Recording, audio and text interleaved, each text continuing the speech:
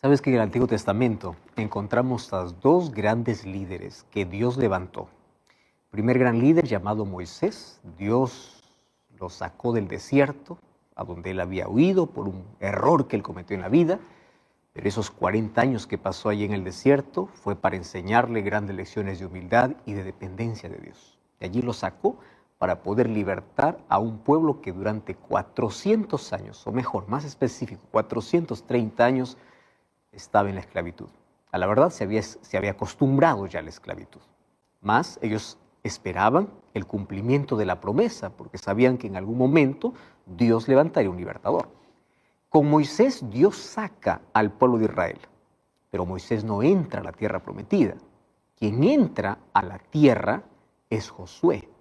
Y Josué acompañó a Moisés desde la salida de Egipto. Es más de 500,000 de personas que salieron de Egipto hacia Canaán, solamente entraron 2, Josué y Caleb. Todos los que salieron de Egipto murieron en el desierto y murieron por la incredulidad. Tú puedes decir, ¿cómo es posible? Sí. Ellos vieron tantos milagros y aún así eran incrédulos. Veían tantos milagros y ellos murmuraban contra Dios. Dios los sustentaba, ellos se quejaban. Aún viendo cosas extraordinarias, ellos murmuraban, ellos se quejaban, ellos se rebelaban contra Dios. No existió un pueblo que haya visto tanto milagro como el pueblo de Israel. Imagínate en el día ver una nube que les guíe y que les proteja del calor en medio del desierto. En la noche una antorcha de fuego para que pueda abrigarlos. Todos los días ver caer alimento del cielo, el maná. Y Dios lo sustentó por 40 años. Y toda esa generación, por su incredulidad, murió en el desierto. ¿Quiénes fueron los que entraron a la tierra prometida? Los hijos de aquellos que salieron de Egipto, aquellos que nacieron en el desierto. Bueno, solo que de todos los que salieron, 2 entraron. Uno es Josué y el otro es Caleb. Los únicos que salieron de Egipto y entraron a la tierra de Canaán. Ellos vieron, acompañaron, vieron el brazo poderoso de Dios. Ellos acompañaron cada milagro, pero en su corazón siempre había suficiente fe basado en las evidencias del poder de Dios. Y quiero decirte algo, hay grandes recompensas para aquel que nunca deja de creer. Quiero repetirte esto. Hay grandes recompensas para aquel que nunca deja de creer. Y vamos a partir de allí, porque ahora vamos a ver cómo es que funcionan los milagros. Quiero decirte que los milagros funcionan no cuando el ser humano quiere. Los milagros acontecen cuando Dios quiere y como Él quiere. No está basado en la lógica humana. Nuestro problema es que a veces nosotros vamos a Dios con una lista de pedidos y también vamos con una lista de sugerencias, como diciendo, te estoy pidiendo esto, pero quiero que lo hagas a mi manera, quiero que lo hagas en mi tiempo. Y a veces solamente tomamos a la oración como un recurso de pedidos.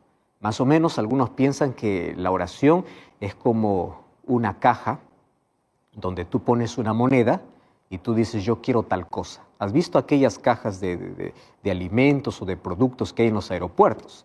Tú colocas una moneda, seleccionas el producto y allí ya está. Entonces algunos piensan que la caja es la oración y cuando yo voy a orar es como una moneda que Dios me va a dar lo que yo quiero. Para eso no funciona la oración.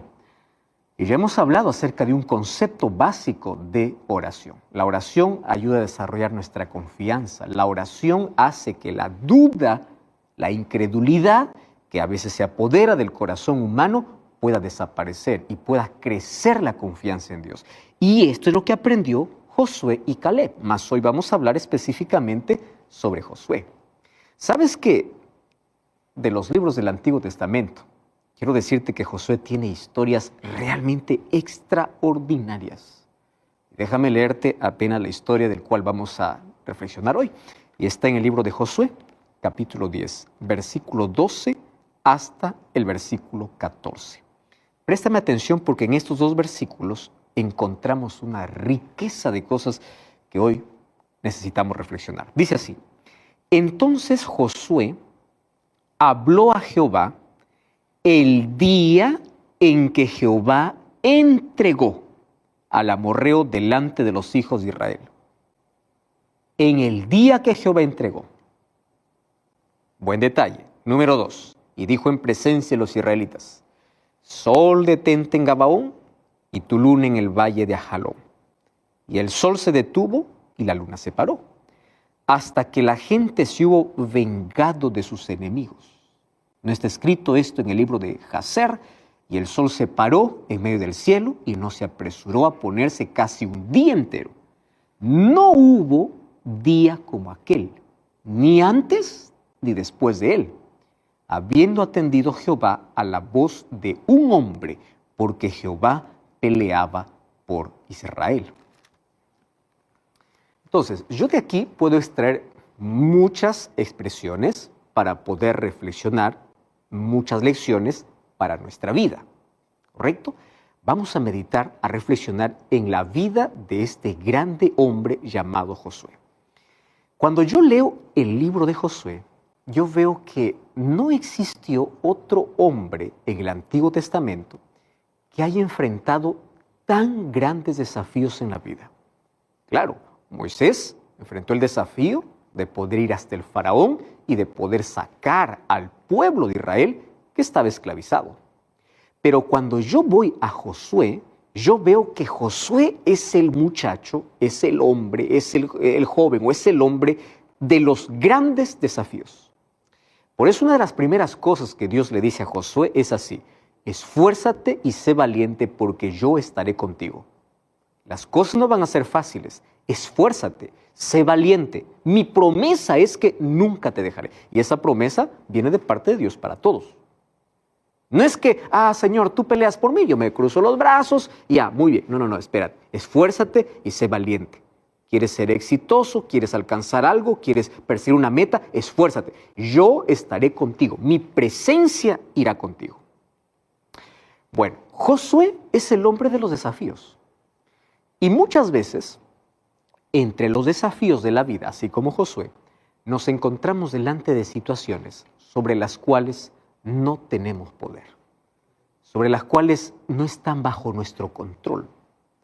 Dentro del vocabulario humano, la palabra imposible o imposibilidad es una de las palabras frecuentes.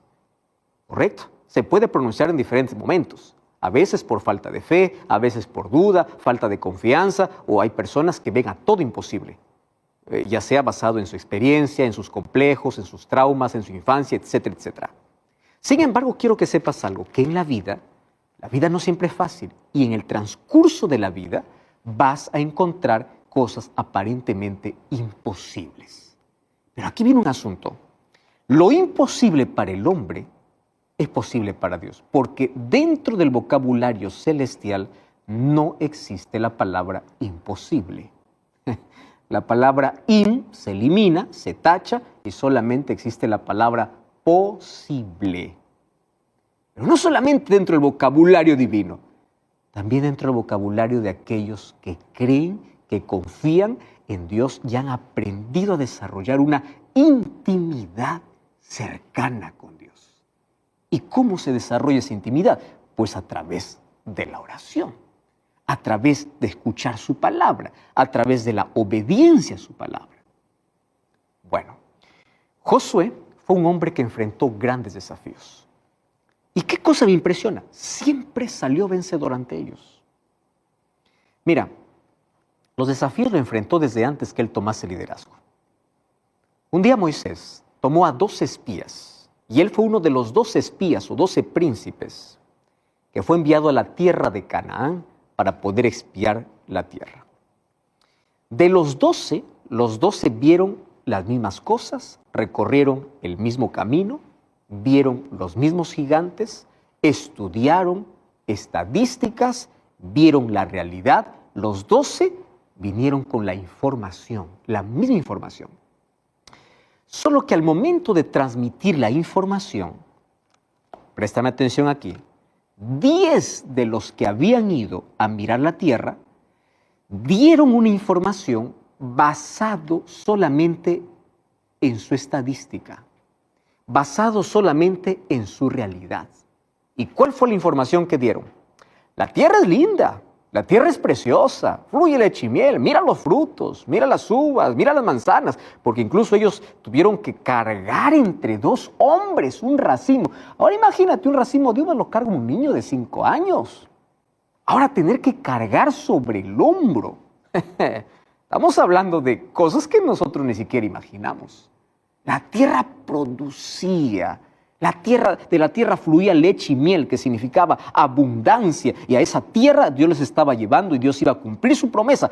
Pero estos 10 vieron solamente la realidad, confiado en sus datos estadísticos, en su armamento, en su fortaleza, y se olvidaron que Dios estaba con ellos. Pero hubieron 2 que dieron un informe no solo basado en la realidad, sino que basado en la realidad, más añadido una visión de fe. Y quiero que entiendas porque esto es importante que tú ahora mismo tienes que comprender. La fe no significa evadir la realidad. La fe no significa huir de la realidad, no. No es que yo tengo fe y no miro la realidad, no, la realidad existe. La fe significa ver más allá de mi realidad. ¿Me estás entendiendo? Yo imagino la fe más o menos como unos lentes o binóculos, donde tú estás aquí y puedes ver a distancia qué cosa es lo que viene, qué cosa es lo que hay más allá. Nuestros ojos físicos nos pueden hacer ver el problema, pero a través de la fe tú puedes ver el problema y la solución. Cuando eres despedido del trabajo, con tus ojos físicos tú estás pensando, aquí se acabó, yo no tengo cómo sostener a mi familia, aquí se me acabó las posibilidades, se me acabó el sueño. Pero con los ojos de la fe puedes ver que en la pérdida del empleo tienes un Dios sustentador y un Dios que abrirá las puertas. Frente a la decepción, con los ojos de la realidad, tú puedes ver que es una herida incurable, que nunca más vas a creer en el amor, que piensas que todo el mundo falla, piensas que tu vida es un fracaso, porque te decepcionaron. Pero con los ojos de la fe, mira la realidad en el presente y mira que Dios puede curar un corazón herido, que existen personas diferentes. Te das cuenta que la perspectiva, la visión que tenemos de la vida va a depender de quién es Dios para ti. Con los ojos de la realidad, tú puedes ver que un ser querido fallece, muere. Y tú te desesperas y dices, aquí se acabó la vida. Pero con los ojos de la fe, ves que la muerte, aunque hoy te cause lágrimas y dolor, por la fe tú vas a ver que ese ser querido que estás enterrando un día va a resucitar. Porque tú crees ¿en quién? En un Dios que venció la muerte, en un Dios que abre puertas, en un Dios que no conoce lo imposible. La fe no niega la realidad. La fe te ayuda a mirar más allá de tu realidad presente. ¿Estás entendiendo? Esa era la visión de Josué y de Caleb, pero hoy vamos a hablar más de Josué específicamente. ¿Qué cosa es lo que vieron esos 10 espías? Cuando ellos fueron a espiar la tierra, dijeron, todo está bonito, pero ahí vimos gigantes. Y nosotros a su lado éramos como langostas, mente de langosta. Y no era que eran tan pequeños. Claro que había gigantes, sí, había gigantes. ¿La realidad era eso? Claro. Por eso es que Josué, cuando da el informe, dice, hay gigantes, es verdad, pero nosotros tenemos un gigante mayor. Vamos, porque Dios está con nosotros. Dios nos ha mostrado su poder. Ahora quiero que entiendas, el problema no estaba en el gigante, el problema estaba en el corazón, el problema estaba en la visión. El mayor gigante que tenía el pueblo no eran los gigantes contra los cuales ellos tenían que pelear. El mayor gigante era su corazón incrédulo, que a pesar de ver tantos milagros de Dios, ellos continuaban dudando de Dios. Tu mayor gigante siempre será tu corazón lleno de dudas, no el problema. Tu mayor problema nunca será externo. Eso no significa que no existen problemas externos, existen. Tu mayor problema siempre será interno. ¿Cuánta fe tienes? ¿Cuánta confianza tienes? ¿Cuánto eres capaz de confiar en Dios? Entonces, cuando tú estás cerca de Dios, Ves que Dios es gigante, superior a todo, y los problemas pues son pequeños. Ya hablamos en el programa anterior, porque iniciamos una serie especial sobre fe. La oración no hace que Dios baje, la oración me eleva hacia la presencia de Dios. Y fíjate cómo la oración muda nuestra perspectiva. Cuando nosotros vamos a la presencia de Dios, tenemos la visión de Dios. ¿Qué significa tener la visión de Dios? Y yo ya te ilustré, cuando uno sube a una montaña, o no sé si tú ya has hecho algún viaje o varios viajes en un avión. Cuando tú estás allí en la pista de aterrizaje, todo es grande. Los edificios son grandes, las personas son grandes, las casas son grandes, los carros son grandes, todo es grande. Un carro es grande porque un carro puede alcanzar 10, 15, 20, un ómnibus puede alcanzar 60, 70 personas, es grande. Pero cuando tú vas a ver que el avión despega y mientras más se eleva, todo aquello que veías grande cada vez es más pequeño y más pequeño. Y tú puedes mirar un carro que cuando estabas en el suelo, lo veías en el piso, lo veías grande, lo ves al tamaño de un juguete y dices, ¿cómo es posible que un ser humano pueda entrar allí? Y mientras más arriba vas, ves más insignificante. Ahora, así sucede con aquel que a través de la oración se eleva a la presencia de Dios. Mientras tú no estás orando, tú ves que todo es gigante, todo es grande. Pero cuando tú vas a la presencia de Dios, tienes la visión de Dios y ves que los problemas que eran grandes cada vez son más pequeños, son más insignificantes. ¿Por qué? Tienes un Dios grande, tienes un Dios todopoderoso. Eso hace la oración, te cambia la visión de la vida. Y eso sucedió con Josué. Josué vio los gigantes, sí, pero dijo, ¿y qué son estos gigantes? Yo conozco un gigante mayor y es Dios. Vamos porque podemos. Bueno, allí nosotros vemos la visión que tenía ya este hombre. Y esa visión estaba basada en la comunión con Dios. Esa visión no se aprende leyendo un libro de automotivación, no se aprende en la escuela, no se aprende en la universidad. No hay título que te pueda dar esa visión. Esa visión te da la fe, esa visión te da la oración, esa visión te da la comunión que puedas tener con Dios. Ahora, ahí estaba el primer desafío, donde Josué mostró fe.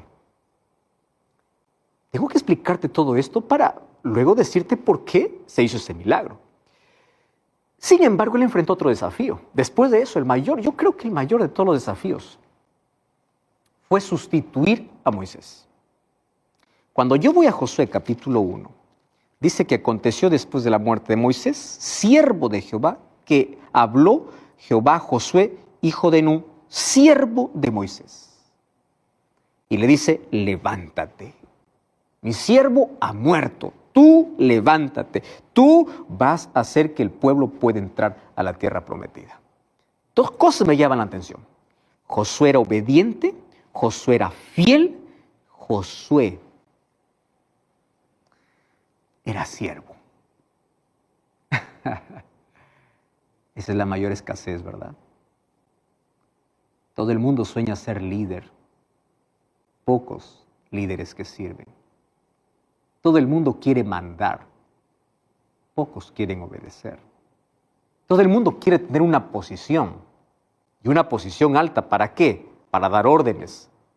Pocos quieren decir, yo quiero recibir órdenes para obedecer. Dios levanta al siervo de Moisés. ¡Qué tremenda responsabilidad! Ahora, tanto del punto de vista de la persona, obviamente a quien tenía que sustituir. Pero no solamente en base a eso.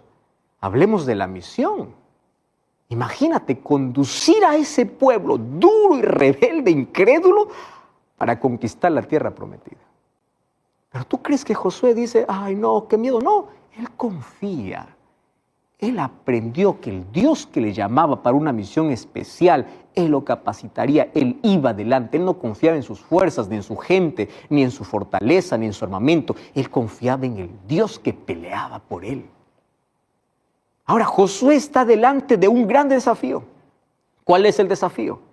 Pues los gabaonitas habían solicitado ayuda porque resulta que los gabaonitas habían hecho una alianza con el pueblo de Israel. ¿Y qué sucede? ¿Qué dice el capítulo 10, versículo 3? El rey Adonisec, rey de Jerusalén, envió a Joam, rey de Hebrón, a Piream, rey de Jarmut, Jafía, rey de Laquis, Debir, rey de Eglón, diciendo: vengan y ayúdenme y combatamos a Gabaón, porque he hecho paz con Josué y con los hijos de Israel. 5 reyes de los amorreos, el rey de Jerusalén, de Hebrón, de Jarmut, de Laquis, de Eglón, se juntaron y subieron con todo su ejército y acamparon cerca de Gabaón y pelearon. ¿Y qué sucede? Los gabaonitas, como habían hecho la alianza con el pueblo de Dios, ellos van y dicen: por favor, son 5, nosotros somos 1, ayúdennos. 5 reyes, 5 ejércitos. ¿Qué hizo Josué? Está bien. ¿Cuántos son? 5. Todo bien. Se preparó para la batalla. ¿Y qué cosa me gusta? Porque en el versículo 12 dice: entonces Josué habló a Jehová el día que Jehová entregó al amorreo. Esto me enseña una lección interesante. La batalla aconteció en el día que el Señor entregó a los amorreos en manos de los hijos de Israel. O sea, Josué y el pueblo estaban en una guerra que Dios ya los había entregado. Y esta es una lección importantísima. Dios ya le había dado la seguridad: hijo, yo estoy contigo. Pelea, esfuérzate, sé valiente, yo estoy contigo. La batalla está ganada. Josué consultó a Jehová, Jehová le dijo: está bien, yo te voy a entregar. Y ahí viene la pregunta: ¿por qué debo pelear en una batalla que ya está ganada? ¿Cuál es la intención de Dios al enviar al pueblo para una guerra que ya estaba vencida anticipadamente? Porque Dios les había garantizado. La respuesta es simple: para que ellos aprendan a confiar en su Dios. Pero aquí viene una lección importante. La lección importante es que ellos tenían que hacer su parte. Dios les dijo: está bien, la victoria está, pero no es así nada más. Hagan su parte. El secreto del éxito, escúchame aquí, está en la unión del esfuerzo humano, que es mínimo, con el poder divino. Los que alcanzan los mejores resultados son aquellos que confían en el brazo todopoderoso de Dios, pero nunca se quedan de brazos cruzados. Tengo un sueño: Señor, tú sabes que es mi sueño, quiero luchar. No me quedo de brazos cruzados, voy, toco la puerta, trabajo, me esfuerzo, sudo, porque Dios me acompaña, es verdad, pero mi parte yo tengo que hacer. El pueblo estaba peleando en una batalla que ellos ya tenían ganada. ¿Cuál es tu sueño? ¿Cuál es tu desafío? Dios está contigo, cree en su promesa, pero esfuérzate, levántate temprano, trabaja. Uno se queda de brazos cruzados: yo soy pobrecito, yo nací pobre, pobre voy a morir, yo no tengo dinero para estudiar, yo no tengo... Dios te dice: yo puedo hacer, tu sueño está realizado si confías en mí, pero no te quedes de brazo cruzado, pelea, lucha, yo te voy a dar. Sabes que en la vida encontramos grandes desafíos y Dios tiene poder suficiente para poder vencer cada uno de ellos, mas Dios necesita involucrarte en el milagro. A mí me gusta porque en la Biblia cada vez que hay un milagro Dios involucra al ser humano. Para Dios hubiese sido fácil decir: voy a abrir el mar, abran paso, voy a soplar un viento del cielo, el mar se abre. No hizo así. Dios le dice a Moisés: Moisés, levanta la vara. ¿La vara tenía poder? No, era el poder de Dios, pero Dios usaba un instrumento humano. Dios quiso dar agua al pueblo, golpea la roca. ¿El agua vino por el golpe de Moisés? No, por el poder de Dios, pero Dios involucra al ser humano. David tiene que enfrentar al gigante Goliat.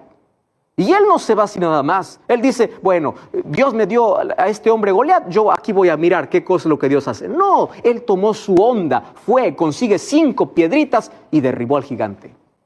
Un día Eliseo hace un milagro con una mujer viuda y le dice: ahora vas a ver milagro de Dios, pero consigue tinajas. Un día Jesús quiso dar de alimentar a más de 5,000 hombres. Habían más de 5,000.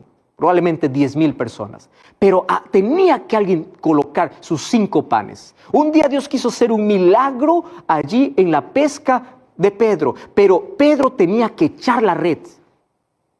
Un día Jesús hizo un milagro en una boda, pero ellos tenían que llenar las tinajas de agua. ¿Me estás entendiendo? Dios no hace aquello que tú puedes hacer.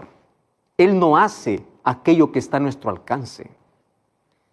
Entonces, para que tengamos éxito, es necesario que coloquemos nuestra pequeñez en su omnipotencia, que seamos obedientes, que hagamos lo que nos corresponde. Él no va a hacer lo que tú puedes hacer. Él va a hacer aquello que tú no puedes hacer. Ahora, el poder divino siempre está a nuestra disposición. A veces lo que falta más es nuestra parte.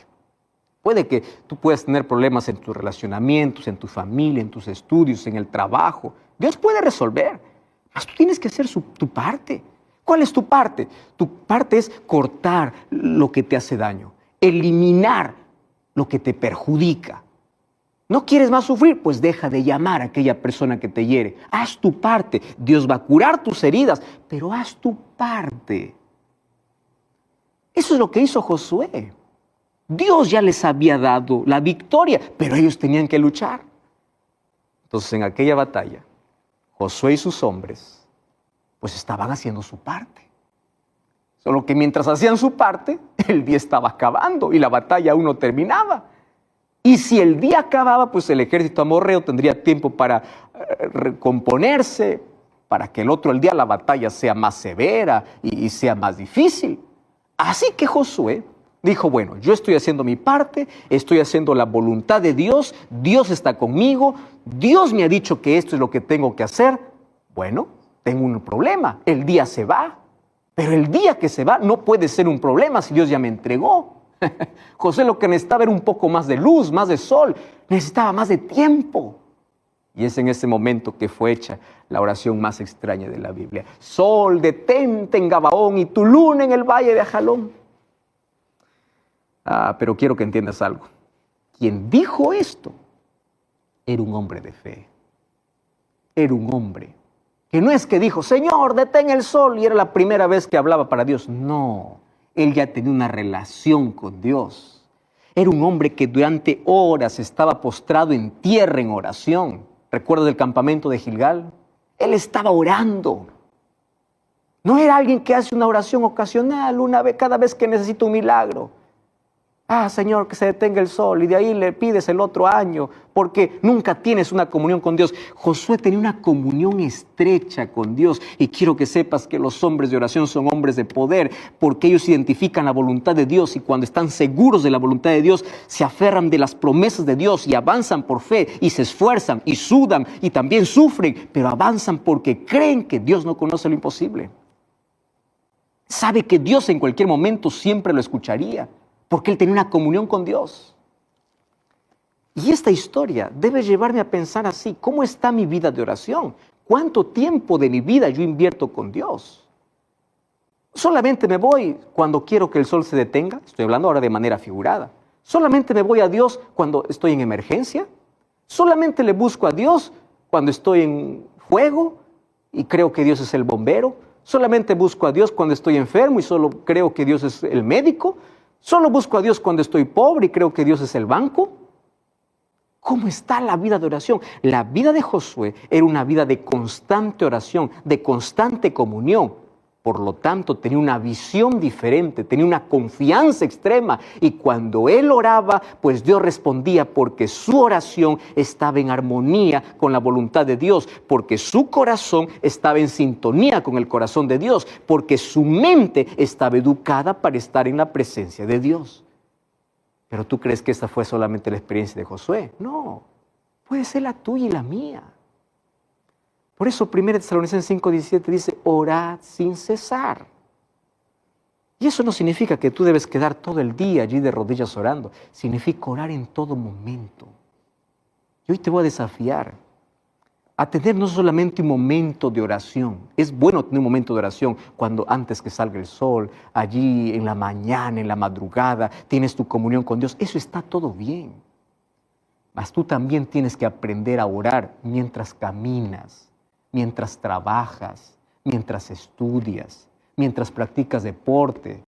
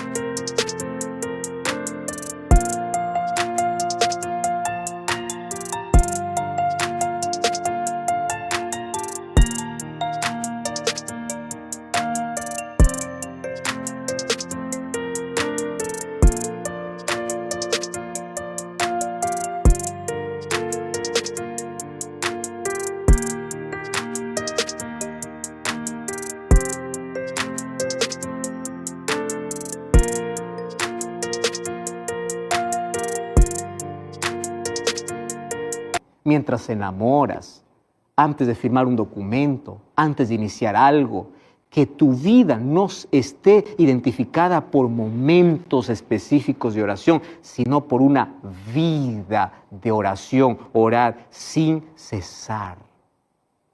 Tú sabes que el diablo solo tiembla cuando te ve orar. Y él hará todo lo posible para que no haya tiempo para que tú ores. Por eso es que una vida de oración es tan importante.